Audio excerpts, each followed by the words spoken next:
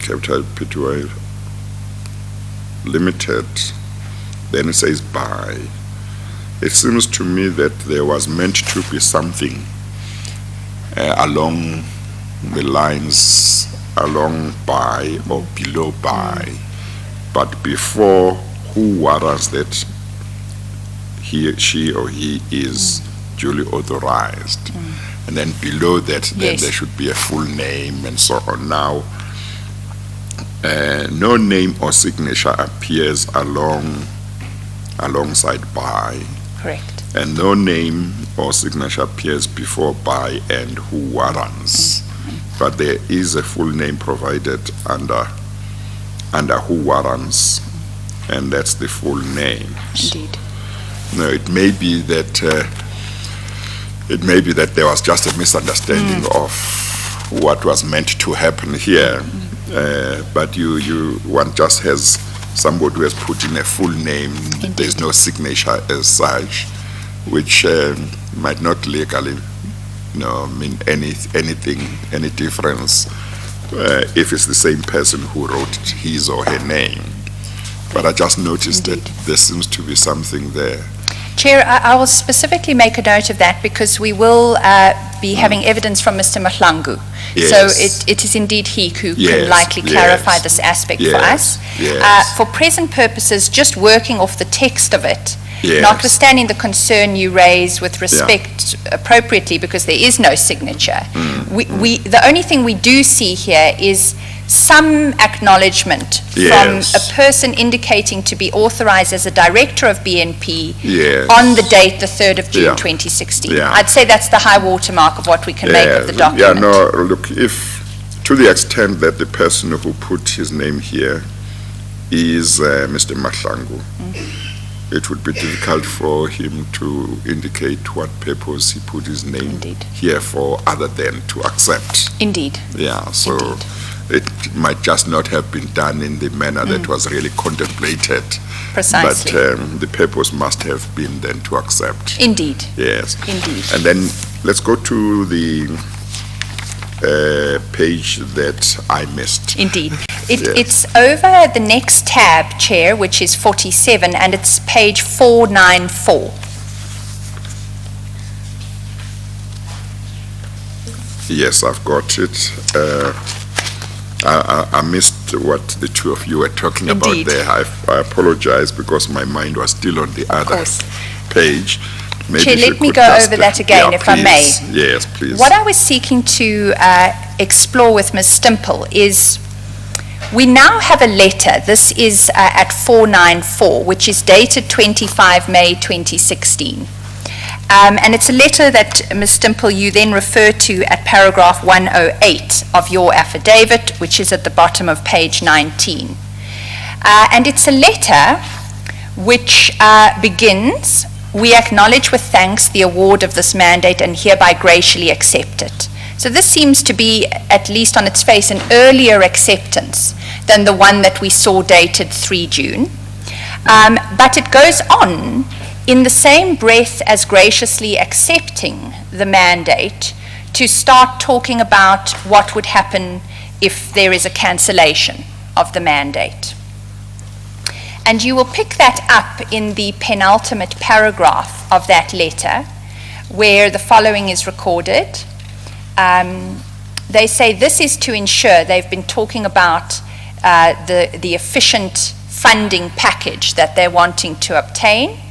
And they say this is to ensure that we deliver on all the mandates entrusted to us by SAA.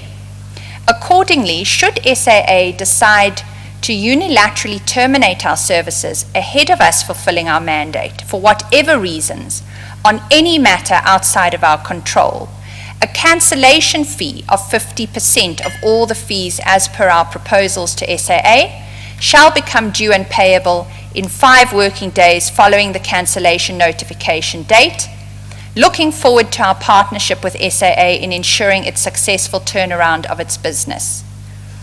Now, Ms. Stimpel, can you just help us there? What would 50% have been of all the fees as per the proposal that was then accepted by the board on the 24th of May? It would have been 50% of the 225 million, if one included VAT, 256 million. And then the other fees as transaction advisor of 2.68 million, and then 50% of that. So that is quite substantial.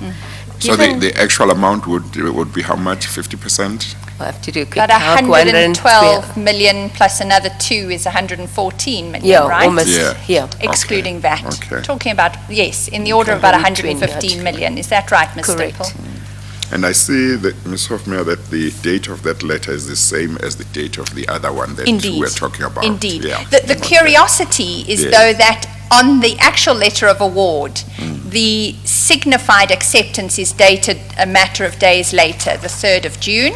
But at Yeah. least this letter is the same day. So Yes, there's an yeah. exchange on the 25th of May as we have it. SAA sends out its letter of award. BNP sends back this letter in which they indicate a gracious acceptance of it, and they immediately say, if this thing is terminated at all, we want 50% of our fees, which Ms. Stimpel has clarified for us at that point stood at about 115 million. What's your experience of cancellation fees in these types of arrangements? Are they customary? They're not customary, sir. For your own business and someone like a company like SAA, who every single manager has been tasked to save costs, in fact, every single person, every employee in the company, we would not be negotiating a cancellation fee in any of our contracts. They are service providers to us, and if they're unable to provide that service, we terminate the contract. So why would you then, against your best interest for that organization, put in a cancellation clause? If you, on the other hand, SAA servicing someone else, they can put the cancellation clause in. So this for me, and which is strange, I did not have sight of this document while I was still in the employ of SAA. I only got sight of it much later, and having seen that from the date of the award, having if the round robin happened on the 24th, board approval. The 25th, the letter goes out as a letter of award. The 25th, our client comes back, BNP, already putting an cancellation clause in there, and you're asking yourself why. They haven't even done any work. How would you even justify putting in that clause? Normally you put it in after you negotiated this is just a letter of acceptance. Then you negotiate your contract and the agreement, and in that agreement you're going to then discuss those type of aspects. And so for me, this was really, I would say, Quite curious unusual. to find this, that I could see this right in the letter up front. Correct, Chair, thank you. Mr. Paul, quite a bit was happening on the 25th of May of 2016, because on that date, and if you go over to the next tab, 48, at page 496, there was a letter from the then Minister of Finance, Minister Gordhan, to Ms. Mieni as the chairperson of the board of SAA. You've also referenced that in your affidavit at page 110. Just to clarify, were you aware of this letter at the time? No, Chair, I was not. But I'm sorry, did you say page 110? Sorry, page 496. Oh, okay. Apologies, Chair. I think it was behind tab 48. Did you say it's a letter from the Minister of Finance? Correct. At 496. Oh, okay, I've got it, thank you. Thank you. You weren't aware of it at the time, as I have your evidence, but I'd like to ask you one or two questions about it, because it appears to be an indication, at least from the Minister of Finance, conclusively indicating that the proposed engagement with the Free State Development Corporation is beyond the mandate of that entity. You'll find that in the second main paragraph on that page, where he indicates that he'd received an earlier letter from the board on the 15th of March, in which the board had indicated that a due diligence was being conducted on the Free State Development Corporation, which was SAA's preferred bidder. Chair, that's just important for us to know what was going on. So still in March 2016, the Free State Development Corporation is still being engaged with as a potential funder. But you'll recall from the evidence yesterday that as early as January of that year, Ms. Stimpel had relayed back to the interim CFO Treasury's view that this was beyond the mandate of the Free State Development Corporation. But at this point, we have an indication that still in March, though, those endeavours are continuing.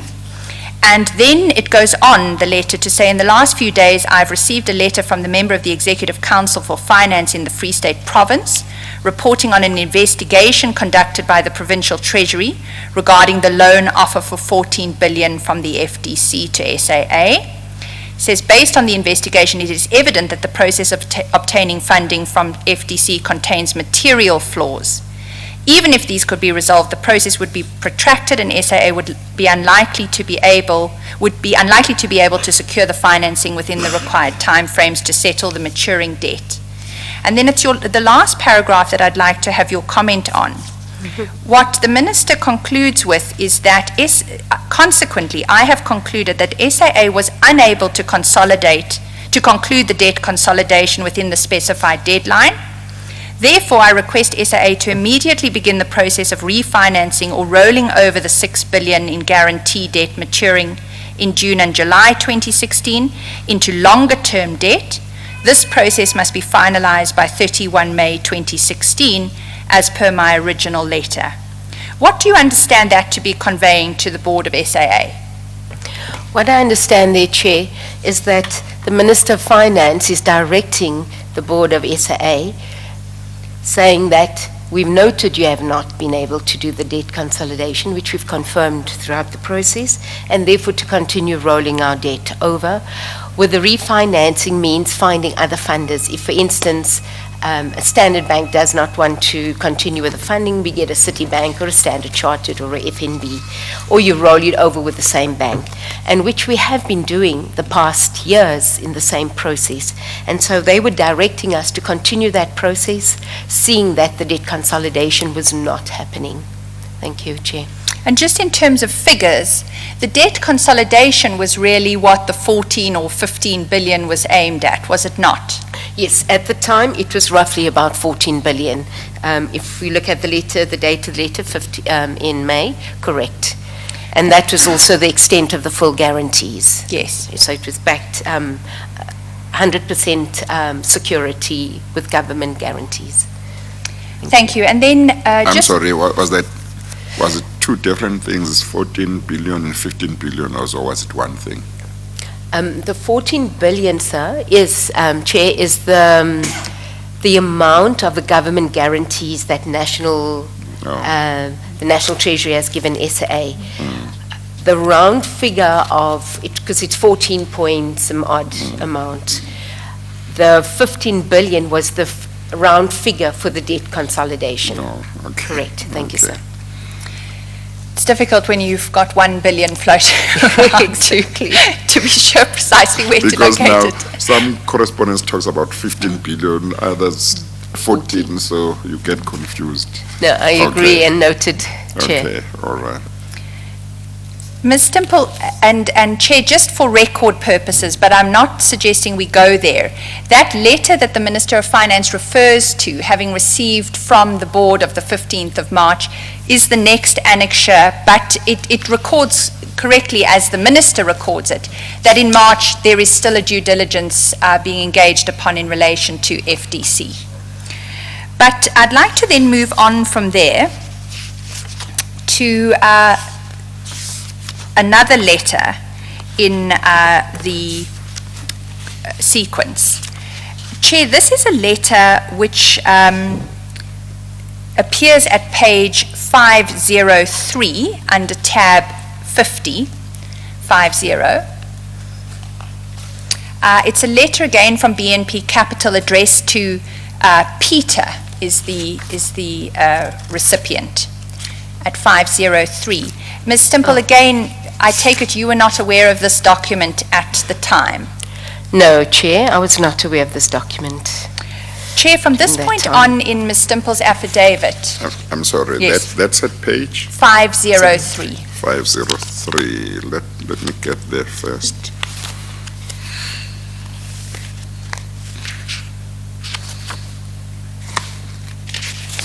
Yes. Chair, this is a letter, what appears to be from BNP Capital to somebody named Peter. Ms. Stimpel has clarified she was not aware of this letter at the time. The one I have at 503 is from Mr. Matlangu to Peter. Correct. Yeah, Correct. okay. Same letter. Indeed.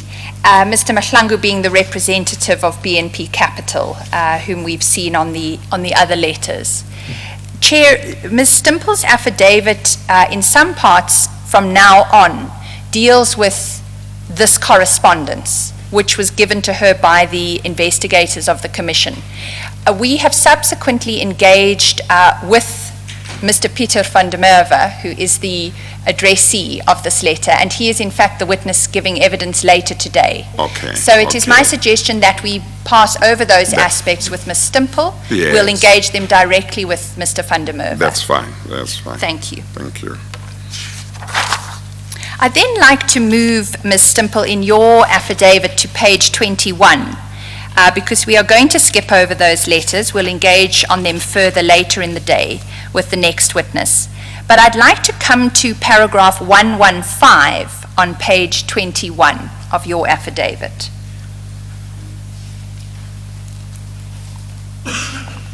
Because it's in that paragraph that you talk about a meeting that was held on the 3rd of June 2016 between National Treasury, SAA, and SAA's funders.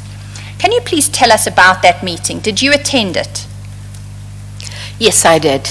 And who from SAA was in attendance? We had, Ms. Nahansi was there. It was myself. It was Mr. Joshua, I think it's Duplessis. It was Lindsay Olitsky. There was the lady from Fleet, Alsha Duprier, and I think that was it. Can I just clarify, were there any members of the board present at that meeting? No, there were no members of the board present at that meeting. And then tell us what occurred at that meeting. So on a regular basis, Chair, is that we meet with the banks together with National Treasury for various reasons. The one is that National Treasury is providing the security to SAA through its loan book, through government guarantees. And secondly is that SA needs to present A, its financial results, B, its where it is going with its long-term turnaround strategy, and how it's doing generally from a financial operation perspective, but also from its airline operations, from its ground handling to its routes, etc. And so on a regular basis, and this particular date was chosen the 3rd of June, which we held at National Treasury's offices, and there SAA made presentation to each of these banks, showing them our standing, where we are currently with our financial situation, also reflecting what our routes are, which are our best routes, where we're struggling, what the we are with our aircraft, etc. So it's an all-round overview of the business. This is presented to each of the banks, but separately. A, because of the confidentiality surrounding the information, not from a SAA perspective only, but also for the banks we're dealing with, because you have a different relationship, a different loan percentage-wise, and sensitivity and exposure to each of those banks. So when we present to each bank on its own, so be it a Citibank, be it a Standard Chartered, be it a Nedbank. And so we presented to each of these banks throughout the day. We started, it was from about 8:30 in the morning, we finished in the evening about 4, 5, yeah. And just to be clear, was there any representative of BNP Capital in those meetings? No, there was not any, Chair. I'd then like to take you to a letter from BNP Capital, which you'll find at page 526, and that is under tab 53.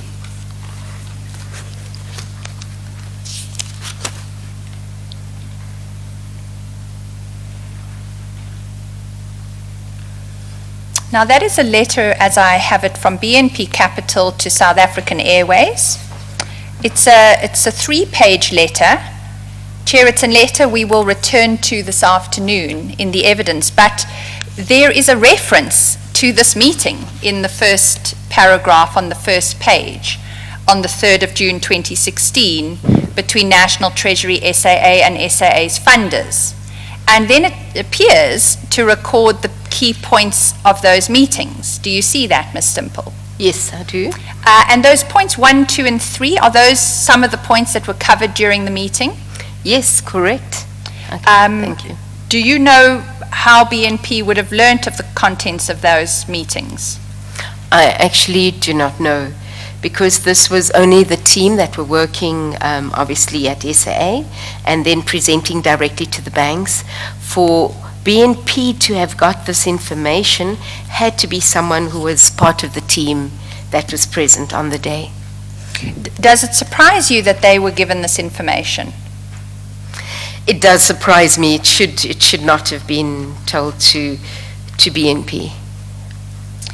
Thank you.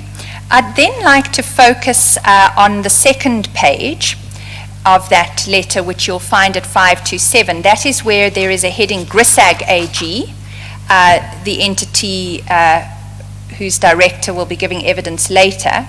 A detailed account there is given of the costs that GRISAG by that stage had incurred in sourcing funding, and this is presented as, and I read the letter, a justification for that cancellation fee that they were motivating for on the 25th of May. But it concludes on the following page at 528 with a capital lettered request to SAA, which reads as follows: our primary urgent request to SAA is to sign off the term sheet indicating its preferred choice. This is a reference, Chair, to the term sheets that had been provided by GRISAG AG at that point in relation to the terms on which it was willing to fund. And it goes on to say, importantly, this is what BNP is asking for, that that term sheet must be signed. Importantly, omit the write-up not binding. This is stating the obvious, and forward same before the close of business today to enable the directors currently in Paris to get on with the work of finalizing the raising of funds for and on behalf of SAA. Ms. Stimpel, as I read that, and I'd like your comment on this, it is asking for a version of the term sheet to be concluded that does not contain a non-binding caveat. Is that as you read it? Yes, so I also understand it. Thank you. Thank you. And you go on in your affidavit to indicate that it appears from the documents that you've been shown that that request was in fact acted upon by SAA. And the cause, as I have it for your comment in that regard, is the next item, which you will find at page 530.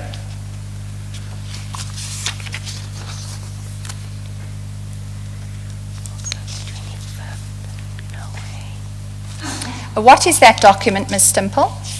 This is a term sheet as well, a term loan facility done by GRISAG and for the client SAA. And if we just page through it. And I see it's on 25 May. Yes. Yes. A lot happened on 25 May, Chair. But what you will see from the last page is that it was actually signed on the 8th of June by the SAA representative. But let's go there, because over the first page there are what I take to be the terms of the term loan facility. It identifies the parties. As a borrower is South African Airways, lender is GRISAG AG, the guarantor is the Government of the Republic of South Africa. It moves on to deal with the terms of the facility. If we turn over the page, pricing, repayment, representations, over the next page, miscellaneous. Now, Chair, we'll get into this in more detail with the evidence later today, but usually on that fourth page, 533, under that last part of the table, there's a whole lot of language about this being non-binding. And that is now not here on this page. The caveat that it's non-binding has been removed. And if you turn over to the last page, you'll see at 534, the bold at the top, by our signature, we hereby accept in principle the terms of this term sheet. And that is signed, as I have it there, on the 8th of June by Ms. Nhansi, the interim CFO. We'll also explore that with her. Well, Grisak signed on the 25th. Indeed, of May. indeed. Well, the evidence this afternoon will give you greater insight onto that. Okay. As I have it, it actually occurred at a meeting with GRISAG on the 8th of June. Oh, is that so? But our later witness will clarify that for us. Okay, maybe it had been contemplated, it would be Indeed. signed on the 25th. Indeed. Okay, all right. But the significance for present purposes, Ms. Stimpel, is, as I understand your affidavit, there's that letter of the 8th of June that comes from BNP talking about a meeting to which they did not attend on the 3rd of June. Correct. Indicating what was discussed at that meeting in circumstances where you've queried their receipt of that information, given the confidentiality of those discussions. Is that correct? That's correct. And then on that day, it appears that the interim CFO of SAA did precisely what BNP was requesting, which was to return a term sheet signed that did not contain that non-binding caveat. Is that correct? Correct, Chair. Is that, I know you weren't aware of it at the time, but is that a source of concern for you? That is indeed a source of concern. And why? Well, that we would sign a non-binding sheet. Secondly is that we haven't gone through, with all the background to this, for our interim CFO then to sign it and then not take, push SAA into this, for me is definitely a concern. Thank you. Are you saying that the basis of your concern is that there were a number of unusual features about how it was gone about?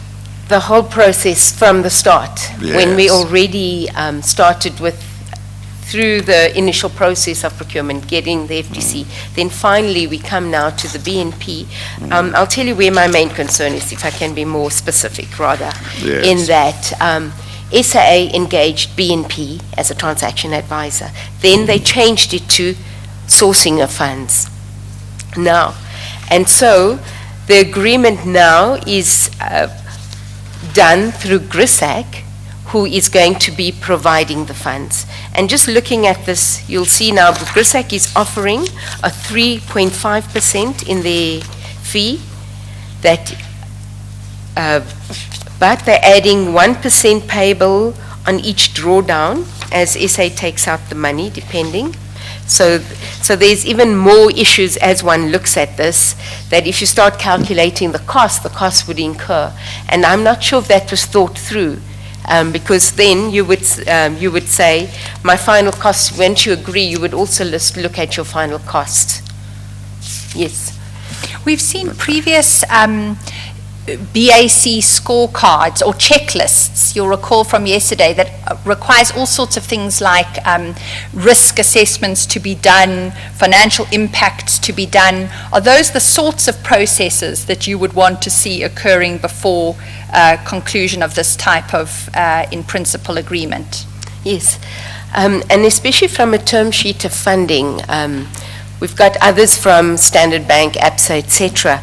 And those are gone through, again, in Treasury Department, because we've worked with the finance. This, none of us in Treasury were privy to, not the head of cash manager, Michael Klein, who looks at these term sheets on a daily basis. He was not privy to seeing this. And then this is being signed there and putting SAA at possible risk. Yes, thanks. I'd then like to move, we're at page 21 of your affidavit. Again, at the bottom of that page, you reference certain correspondence between BNP and SAA, which you were shown by the investigators. But again, that is correspondence actually with Ms. Nhansi, who will be giving evidence. So my suggestion is that we move to that with her in her evidence, Chair. So we can go over the page, if you will, Ms. Stimpel, to page 22. And at that page, there is a heading, whistleblower. And it begins thereafter at paragraph 122, where you say, after the board approved BNP to provide funding requirements, I was left feeling extremely uncomfortable about it. I found the following aspects particularly disturbing. Can you tell us, you've summarized, as I have it, 4 issues in your affidavit, but talk us through what they were in principle. For me, it was the whole process of just the way we have gone, the approach we've taken to secure funding for SAA. We've diverted from the traditional way and our historical way of sourcing funds, in that we went to the banks, we went to an RFP. So by even getting external new parties on, we still should follow a proper RFP process.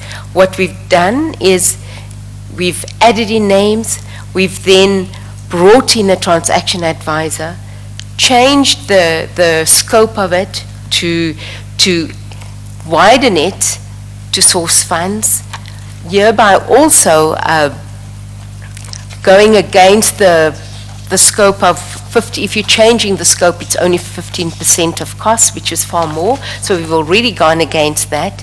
Then secondly is, once we've procured this transaction advisor, the fee was at 1.5%, the final fee that was decided on, from 3 to 1.5, and still a phenomenal amount of 225 million to be paid to this party.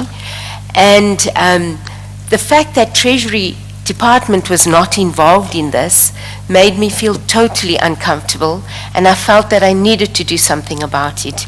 Yes, I did talk to 2 of my colleagues, Michael Klein and Silas Mtsautsi, at the time, and said to them, you know that this process was not done correctly. Can we stand together and speak up about it? And they both said no, they need their jobs. They're not going to do anything. So I said, well, I cannot sit by and let this happen. I need to speak about it. I also consulted with my family, etc. The risk was that I would probably lose my job should I speak out. And I said that should I resign, it will come out later anyway. And they'll say, who was the person in that position? Who was the group treasurer? Why didn't they do something about it? And I said, I have to take the risk and I have to speak out. And so on that basis, I decided that I will become a whistleblower and speak out on it. Thank you. I'd like to take you to page 23 of the statement, the affidavit at least.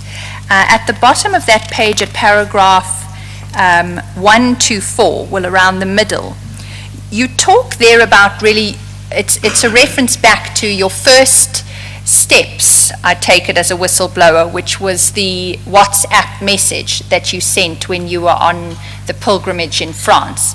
But you record there at paragraph 124 what the response had been by that stage from National Treasury. Can you tell us about that? Yes, after sending that WhatsApp message, I didn't receive any response from Treasury at the time. Right. We will come to when you did have a response. That comes later. But then tell us about the next paragraph, 125, where you went to see another colleague, Mr. Joshua Duplessis. What were you going to speak to him about? I had already drawn up a draft letter, whistleblowing. I had done some research about it. And I thought, now, how do I approach it? Who do I approach within the organization? Because you also need to go to your next seniors.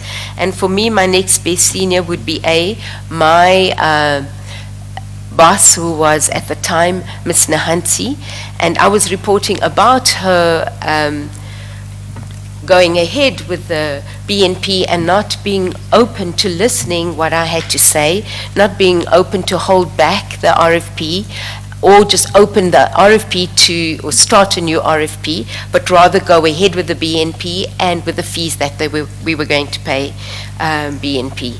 So I drafted my letter. I made an appointment with Mr. Joshua Duplessis. We met in his office, and I showed him the letter, and I said, look, this is what I would like to disclose. I just need your guidance. I think you're the next best senior person I can speak to, because he was on the executive committee. He was the executive of strategy at the time, and I thought that would be the best. So we had a discussion, and his advice to me was, Cynthia, do not go the internal route, because if you do, it goes directly to board, and board will suspend you immediately. He also, as I have paragraph 125, made reference to an example of another colleague. Can you tell us about that? Correct, he did. He mentioned that there was a case prior to mine regarding the Airbus deal. There was our head of operations at the time, Mr. Sylvain Bosque, who then also reported through the normal internal whistleblowing process within SAA regarding the Airbus deal. He was then suspended from SAA. And then, as your affidavit progresses, you talk about those interactions with your family that you've traversed in your testimony this morning. Maybe I'm sorry, before that, Yes. Is that where that story ended of the colleague who had been suspended, as he told it to you? Or did he ultimately get dismissed? Thank you, Chair. He's went on also for more than a year, back and On forth. suspension. On suspension, back and forth through obviously trying to have a hearing. And eventually, when they finally had his case, he won his case. And in his case was that SAA had to re-employ him, but SAA ignored everything. He then took it back to his lawyers. They had a follow-up hearing on that, and he ultimately won his case. With damages SAA had to pay his lawyers, and he then left the company and is now working at a new airline. Oh, okay. That was just important, because here you, as I understand, you were being told this to say, look what happened to so and so. Correct, sir. And while suspension has its own place in the whole thing, it's also important to know what ultimately happened. Indeed, Chair. Okay, but one of the things is that he was suspended for a long time. For a very long time, sir. Yes, okay, all right. Thank you, Chair. Thank you. You carry on, Ms. Stimpel, in your affidavit dealing with your engagements with your family. I take it that this was quite an important and difficult decision for you, given the extent to which you engaged with them. Is that correct? That's correct, Chair. And then if we go to page 24, paragraph 128, because there I pick up the response that you received from National Treasury on the 23rd of June. Can you take us through that? I received a call from Mr. Hiho Dutoy at the time, asking me if I was still willing to disclose and have I got the information ready for them. And I said, yes, I do. And that, is it possible for us to meet somewhere? And he agreed. And so I did meet with Mr. Hiho. I placed all my documents onto a flash disk, my cover letter stating that this was a whistleblowing information that I was giving. So following the principles of a whistleblower, and then listing all the issues in a chronological order, listing and attaching all the documents, and which I then provided to National Treasury, Mr. Hiho. Ms. Stimpel, can I just get a point of clarification there? Because your affidavit goes on, and we'll deal with this evidence shortly, about your efforts to get documents that were relevant to parts of this procurement that you were not aware of at the time. So can I just clarify, what was it that you gave over to Mr. Dutoy in relation to documents you had? Okay, so it was based everything that I had at the time, which started with December's board resolution, which I found was extremely irregular. The one we saw with the letter being circulated at board yesterday, which we discussed, that I was extremely uncomfortable with, and that I'd already raised to National Treasury at the time, and then obviously when the FTC came in. So that was part of the documents. It was the documents I had on hand, as in first the transaction advisor, and then how we changed from transaction advisor to now source the funding. So basing all those information that I had up to date. What I did not have was any of these letters regarding BNP, because I was not privy to those at the time. Thank you, Chair. And as I have it, you also did not have the BNP bid submission at the time. No, at the time I also did not have that. I only had that once I had taken it myself. In the next month? In July. We'll come to that. Okay, thanks. Thank you. And you conclude at paragraph 128 to say that he came and collected the documents and you did not hear anything further from him in this regard. Is that the end of the story of your engagements with National Treasury on this topic? Yes, I've not then spoken any further to them except when we had our normal meetings, but that is us presenting our SAA, either financial standing or what's happening on the funding or what's happening on our cash position. Correct, but nothing related to the whistleblowing issue. Thank you. At page 24, paragraph 129, you talk about receiving a call from Ms. Tuli Mshe. What was that call about? Okay, Ms. Tuli Mshe was our head or general manager of human resources. At that time, we had the telephone discussion. She was already suspended from SAA. She acted as CEO for SAA for a time, and then she was taken off and Mr. Musa Twani was brought in.